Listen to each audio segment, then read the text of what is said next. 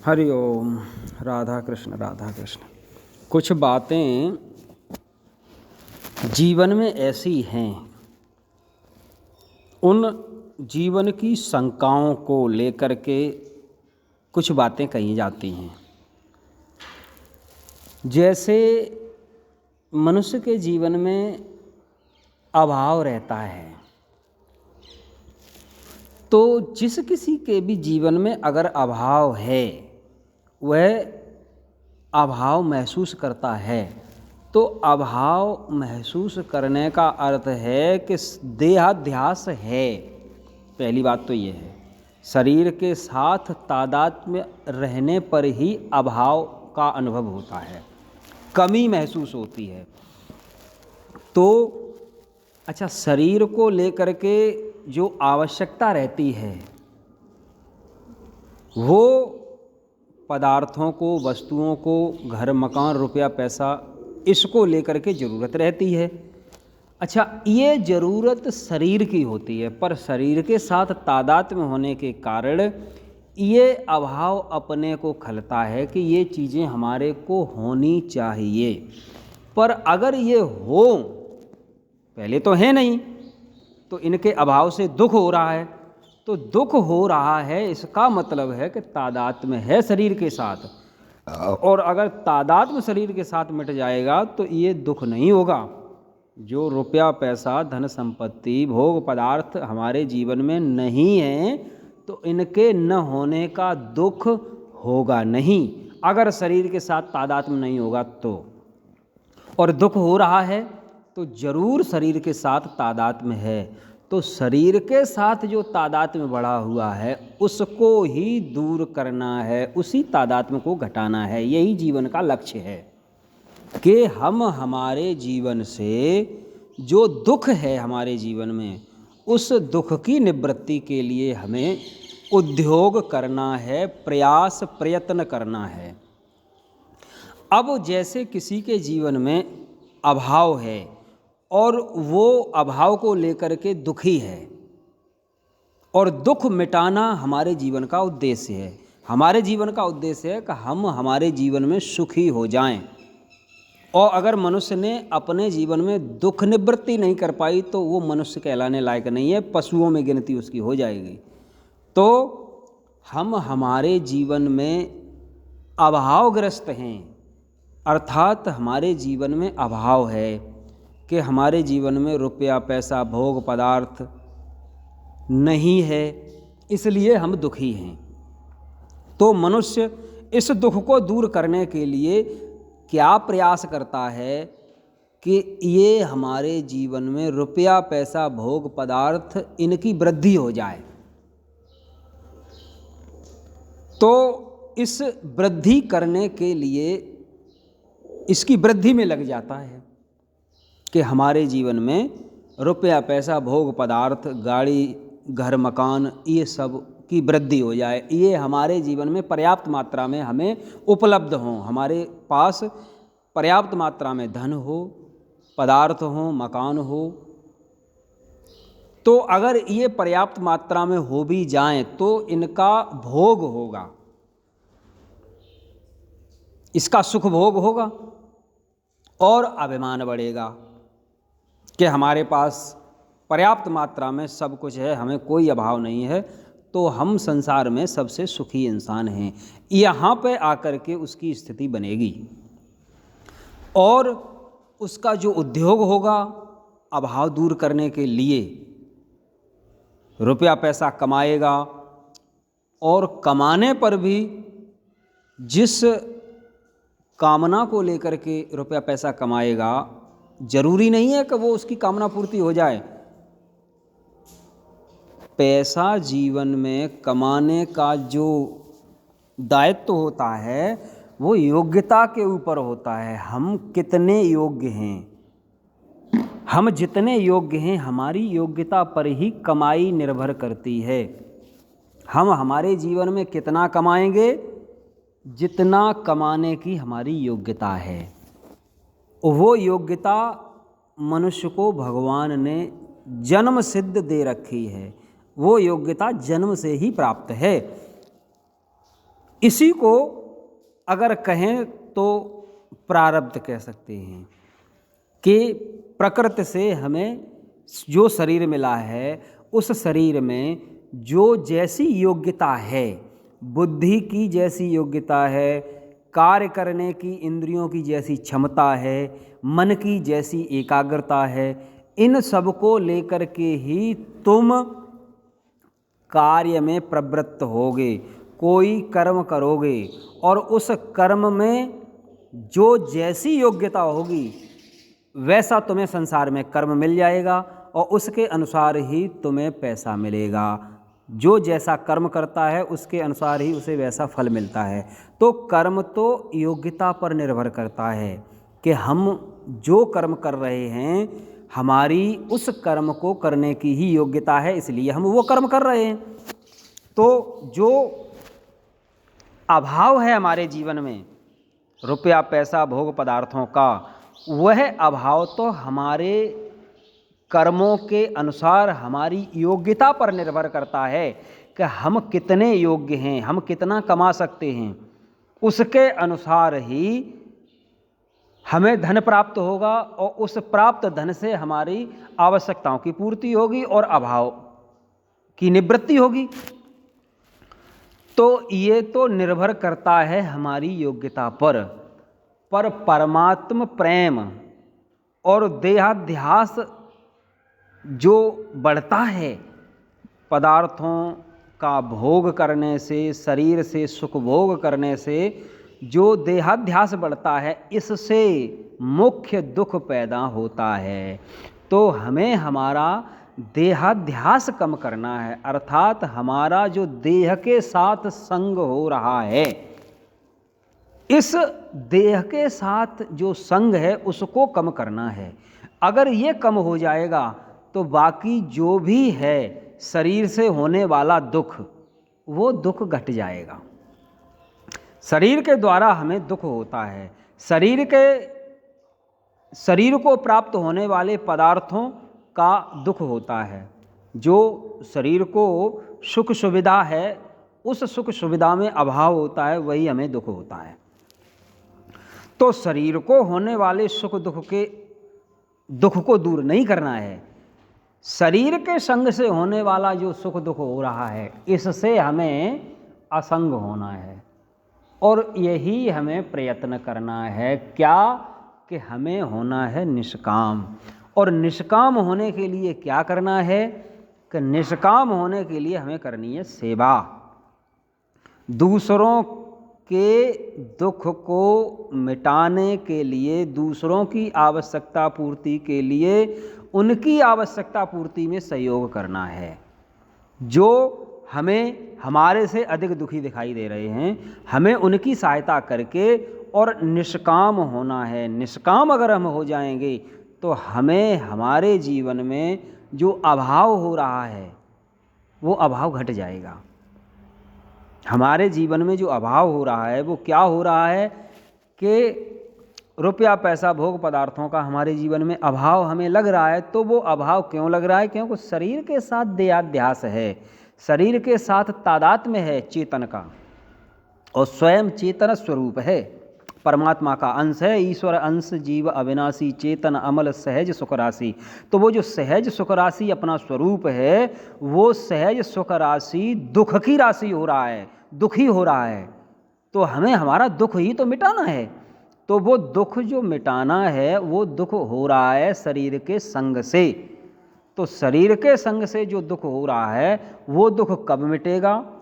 जब हम सेवा करेंगे और अपने सुख भोग पदार्थों के लिए निष्काम हो जाएंगे। हम हमारे सुख भोग पदार्थों को लेकर के हो जाएंगे निष्काम, और उन्हीं पदार्थों से हमसे भी जो अधिक दुखी हैं उनकी सेवा करके उनका दुख मिटाएं, तो हम निष्काम हो जाएंगे। शरीर से निष्काम होने पर असंग हो जाता है, शरीर से असंग होने पर अभाव मिट जाता है, स्वयं में पूर्णता आ जाती है। स्वयं पूर्ण है, अपूर्ण नहीं है, और स्वयं प्रेम स्वरूप है और प्रेम जो है वो पूर्ण है, अपूर्ण नहीं है। तो जब तुम्हारे में पूर्णता आ जाएगी, कब? जब देहाध्यास छूट जाएगा, तब शरीर के साथ जो तादात्म्य है ये घट जाएगा, तो तुम्हारे में पूर्णता आ जाएगी। रुपया पैसा भोग पदार्थ को लेकर के जो अभाव लग रहा है, जो दुख हो रहा है, ये दुख नहीं होगा।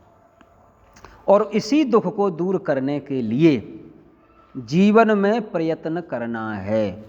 अगर हम ये प्रयास न करके और सुख भोग पदार्थों के संग्रह में लग जाएंगे कि पदार्थों का संग्रह करो, रुपया पैसा पैदा करके और पदार्थों से सुख भोग करो, अगर ये करने में लग जाएंगे तो हमारा शरीर के साथ तादात्म्य बढ़ेगा और भोगों में रुचि बढ़ेगी। भोगों के भोगने में हमारी रुचि बढ़ेगी। रुचि का मतलब आदत, प्रियता बढ़ेगी। पदार्थों से सुख भोग करने की हमारी पदार्थों में प्रियता बढ़ेगी। रुपया पैसा भोग पदार्थों में अगर हमारी प्रियता बढ़ेगी तो ये हमारे लिए पतन का मार्ग है।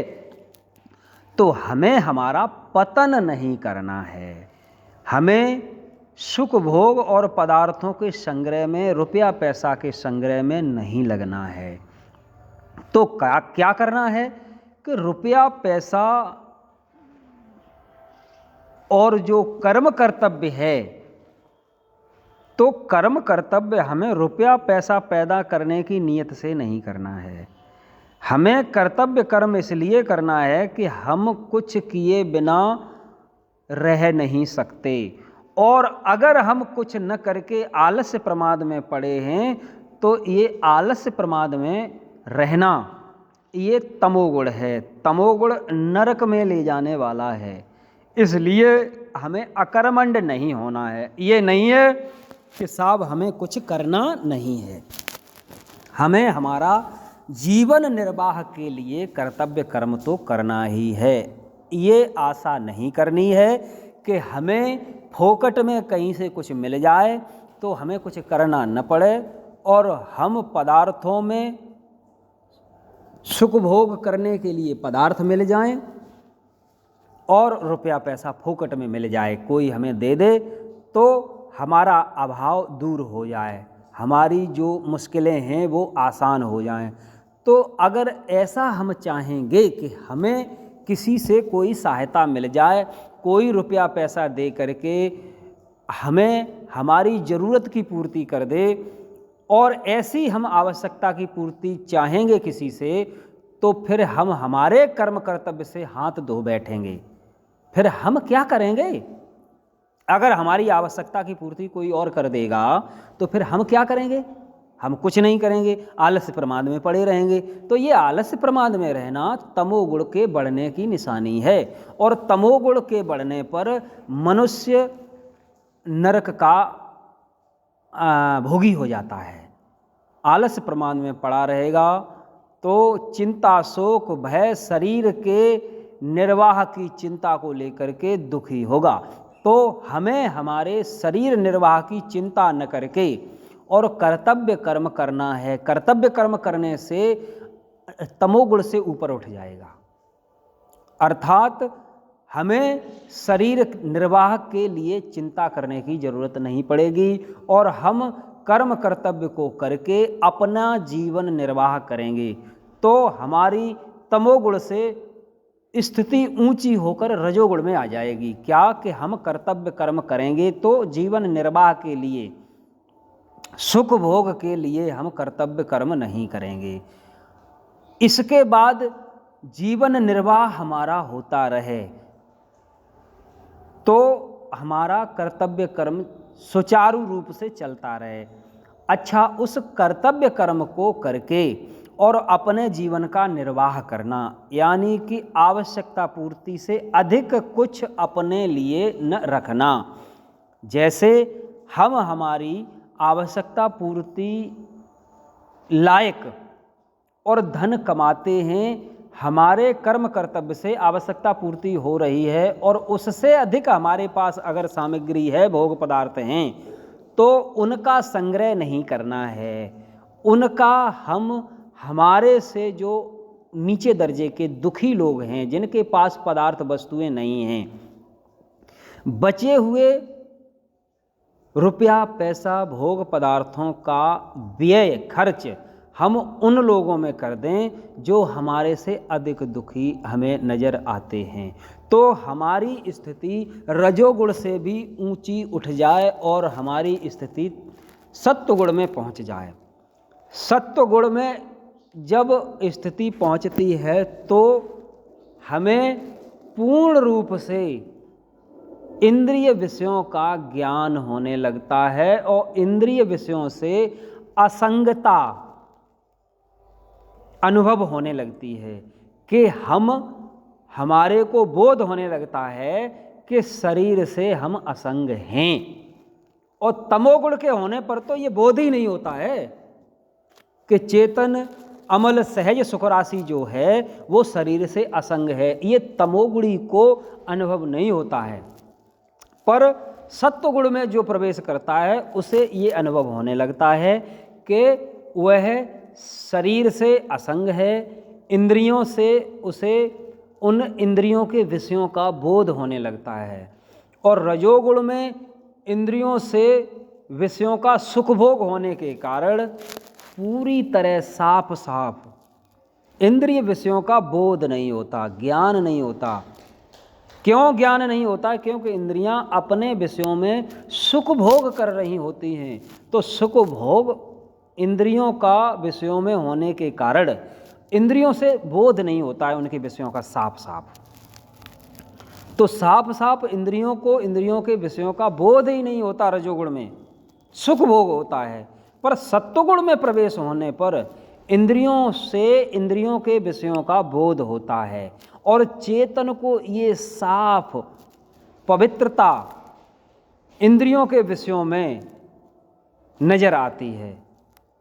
सत्वगुण में प्रवेश करने वाला जो सत्वगुण में प्रवेश कर गया है उसे इंद्रियों के विषयों के भोगों का ज्ञान होता है और शरीर से असंगता का अनुभव होता है। तो ये एक यात्रा है तमोगुण से लेकर रजोगुण और रजोगुण से लेकर सतोगुण तक की। तो सतोगुण में हमें पूरी तरह शरीर से असंगता और इंद्रिय विषयों का बोध होता है, अपना बोध होता है। पर अगर यहाँ सुख भोग में सत्वगुण में एक सुख होता है ज्ञान का और सुख का, तो इस सुख भोग में न अटकने पर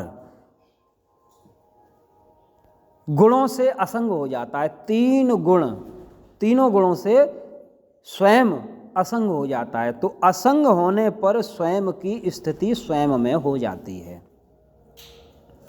और दुख की निवृत्ति हो जाती है। फिर उसे कोई शरीर से इंद्रिय विषयों से होने वाला सुख दुख व्यापता नहीं है, अर्थात उसे कोई दुख होता नहीं है और वह पूर्ण परमात्मा के प्रेम स्वरूप सुख स्वरूप आनंद स्वरूप में उसकी स्थिति हो जाती है। वह स्वयं सुख स्वरूप होकर के सुखी हो जाता है। हमेशा हमेशा के लिए दुख मिट जाता है और हमेशा हमेशा के लिए दुख मिट जाए, इसी में मनुष्य जीवन की सफलता है, मनुष्य जीवन की सार्थकता है। और मनुष्य जीवन का उद्योग इसी में है कि हम हमारे दुख की निवृत्ति कर दें, हमारे जीवन से हमेशा हमेशा के लिए दुख चला जाए, कभी कोई दुख हो ही नहीं, दुख संताप हमारे जीवन में न हो। इसी में मनुष्य जीवन की सफलता है। हरि ओम हरि ओम।